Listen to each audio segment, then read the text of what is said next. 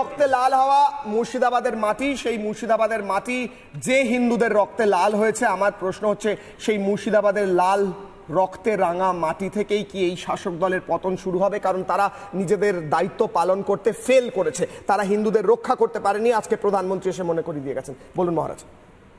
বিষয় হয়েছে যে শুধুমাত্র হিন্দুদের রক্তে মুর্শিদাবাদের মাটি তো লাল হয়নি, সমস্ত পশ্চিমবাংলার বিভিন্ন জায়গা বিভিন্ন অঞ্চলে সময়ে সময়ে যে একতরফা মারামারিগুলি চলছে, একতরফা হিন্দু নিধন চলছে, এগুলোকে দাঙ্গা রায়ট বলবেন না, দাঙ্গা দুই পক্ষ হয়, একতরফা মারামারি হচ্ছে। আমরা দেখেছি পুলিশের পেছনে জোড়া পায়ে লাথি কে মেরেছিল, এরপরে তো এটাকে দাঙ্গা বলা যায় না, এটা ওয়ান সাইডেড অ্যাটাক। আমরা জানি, আমাদের মনে রাখতে হবে যে টালিগঞ্জের কলাবাগান রাজাবাজারে কারা হিন্দু মহিলাদের অঙ্গ প্রত্যঙ্গ কেটে গরুর মাংস ঝোলানোর আংটায় ঝুলিয়ে রেখেছিল, একতরফা হামলা।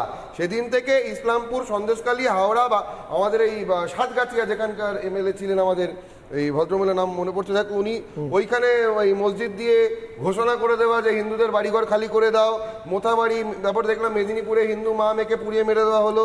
আরও ধরুন সম্প্রতি মুর্শিদাবাদে এবং মালদাতে যে একতরফা ওয়ান সাইডেড মার্ডারগুলো হয়ে গেছে, বেলডাঙ্গা, হ্যাঁ, তো এবার সোনালী গুহার কথা, হ্যাঁ সোনালী গুহার কথা বলছি, ওখানে উনি এমএলএ ছিলেন সেই সময়। তো এখন বিষয় হলো কি যে এই দেখবেন 94 সালে 16% ছিল, দাঙ্গাও কম ছিল, 3 সালে হয়ে গেল 21%, দাঙ্গা বাড়লো, 11 সালে 27% যখন মমতা ব্যানার্জি মুখ্যমন্ত্রী হলো, এখন 34% হয়ে গেছে, 2025 সালে 50%। তথ্য পেলেন সেন্সাস হয়েছে, আপনি কোথা থেকে তথ্য পেয়েছেন? আপনার আবার আছে, এগুলো সেন্সাস থেকে পাওয়া যায়। আপনি একটু ধৈর্য ধরে বসুন, আপনি আগে আপনার পার্টির সেন্সাস করুন। আপনি এতক্ষণ ধরে অপারেশন সিঁদুর নিয়ে এত বললেন ভারতবাসীর জয়, ভারতবাসীর জয়। আপনার দলের মুখ্যমন্ত্রী আজ বলেছে যে এটার পেছনে রাজনীতি আছে। একটু বিকেলবেলা করেছে, আপনি একটু নিজের দলের খবরটা রাখুন, তারপর আমাকে জ্ঞান দিতে আসবেন। আমরা এখানে যথেষ্ট পড়াশোনা করে এসে বসি, আপনাদের মতো করি না। হ্যাঁ, তথ্য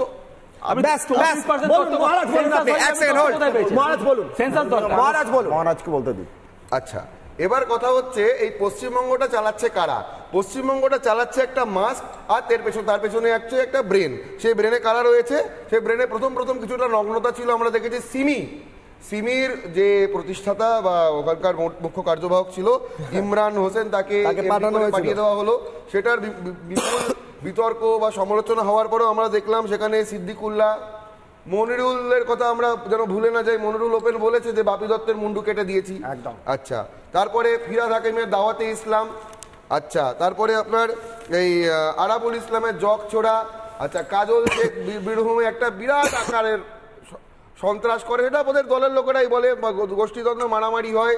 এবং রিসেন্টলি দেখলাম যে অনুব্রত মণ্ডলেরও কিছু মানে ওখানে যেরকম ভাবে মুসলমান বাড়ছে সেরকম ভাবে এবার আর অনুব্রত মণ্ডল এত ভালো সার্ভিস দেওয়ার পদে বোধহয় বেশি দিন আর থাকতে পারবে না, এবার ওখানে কোনো শেখ বা ইসলামকে আমরা দেখতে পাবো খুব তাড়াতাড়ি। আচ্ছা, দ্বিতীয় কথা হলো ইসলামপুরে দেখুন একটি রাজ্য সরকার, আপনাকে বলি আমরা গোটা ভারতবর্ষে দেখি সমস্ত জায়গাতে যেখানে কংগ্রেস সরকারও আছে সেখানে না সংস্কৃত বোর্ড আছে, মানে বাচ্চাদেরকে ওখানে যারা বেদ বিদ্যালয়ে পড়ে বা এই ধরনের সংস্কৃত বোর্ড, যেরকম মাদ্রাসা বোর্ড আছে সেরকম সংস্কৃত বোর্ড রয়েছে প্রতিটা জায়গায়। আমাদের এই রাজ্যে কিন্তু নেই, এবং এটা নিয়ে কখনো কথা বলে না। কেবলমাত্র সংস্কৃত দুটো টিচার চেয়ে ইসলামপুরে ছেলেরা গুলি খেয়েছে। ঠিক আছে, একদম ঠিক। তো এইটা তো একটা গভর্নমেন্ট এবং তার যে মেশিনারি, সেই মেশিনারির যে অ্যাপ্রোচ মানে দৃষ্টিভঙ্গি, সেটা আমরা বিগত 2011 সাল থেকে পরিষ্কার বুঝতে পারছি। প্রায় 15 বছর হতে যাচ্ছে, 3টে টার্ম পরিষ্কার বুঝে যাচ্ছি। এবং আপনি দেখুন, আপনাকে অত সেন্সাস দেখতে হবে না, যাদের একটু ব্রেন আছে, গ্রে মেটাল আছে, তারা দেখতে পাবেন যে আপনাদের প্রতিটা এলাকায় এখন কত পেঙ্গুইন বেড়ে গেছে, তাহলেই আপনি বুঝতে পারবেন। মহারাজ, আমার কথা হচ্ছে যে প্রশাসনের প্রধান টিভি ক্যামেরায় তাকিয়ে বলেন যে গরুর দুধ দেয় তার লাথি খাওয়া ভালো, এবং ফিরাদ হাকিম যেখানে বলেন কোরআনে যেটা লেখা আছে আমরা জান্নাতে যাব কারণ আমরা কোরআন পড়েছি, দাওয়াত পড়েছি, যারা যায়নি তারা যেতে পারবে না। আমাদের দায়িত্ব হচ্ছে আরো আমাদেরকে এই আওতার মধ্যে বাকি, এগুলো শুনেছি আমরা, বাকিদের দুর্ভাগ্য ইত্যাদি। আমার প্রশ্ন হচ্ছে ফিরহাদ হাকিমের নিজস্ব বিশ্বাস থাকতে পারে, তিনি নিজের ধর্মীয় বই পড়তে পারেন, কিন্তু তিনি যখন তার প্রশাসনিক পদে বসে আছেন সেই পদে থেকে তিনি কি কথা পাবলিকলি বলতে পারেন সেইটা ভাবতে হবে। মুখ্যমন্ত্রী মমতা বন্দ্যোপাধ্যায় ক্যামেরার দিকে তাকিয়ে আদৌ বলতে পারেন যে সিট কম এসেছে বলে যে গরু দুধ দিচ্ছে তার লাথি খাওয়া ভালো, সেটা কি তিনি বলতে পারেন? ইজ ইট মরালি, এটা কি মরালি সঠিক? প্রশ্ন থাকছে এই রাজ্যে যখন মুর্শিদাবাদ মালদার মতো ঘটনা ঘটে সেইটার উদাহরণ দিয়ে আমি প্রশ্ন করি যে রাজ্যের হিন্দুরা কেন সুরক্ষিত নয়, তখন যখন তৃণমূলের সমর্থক এসে বলেন সোফিয়া কুরেশিকে বিজেপি নেতা একটা খারাপ কথা কেন বলবে, এই দুটোর মধ্যে যে কোনো মিল নেই, এই দুটোর মধ্যে যে কোনো সমার্থক নেই। হিন্দুদের রক্তে লাল হওয়া মাটি আর সোফিয়া কুরেশির নামে কেউ কোনো বিজেপি নেতা কি বলেছে যার বিরুদ্ধে তদন্ত শুরু হয়েছে, ব্যবস্থা নেওয়া হয়েছে, এই দুটোর মধ্যে যে কোনোদিন কোনো সমার্থক হতে পারে না, এইটুকু গ্রে ম্যাটার থাকা প্রয়োজন। যেমনটা মহারাজ বলছিলেন, আমি প্রধানমন্ত্রী একটা বাইট শোনাবো। প্রধানমন্ত্রী বলেছেন এটা শক্তি পুজোর মাটি, এটা মহিষাসুরমর্দিনীর মাটি, এখান থেকেই কি শুরু হবে বলছেন প্রধানমন্ত্রী। শুনবো, তারপর সুকান্ত বাবুর কাছে যাবো, শুনুন।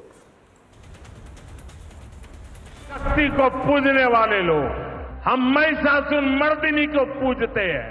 बंगाल टाइगर की इस धरती से 140 करोड़ भारतीयों का ऐलान है। ऑपरेशन सिंदूर अभी खत्म नहीं हुआ है।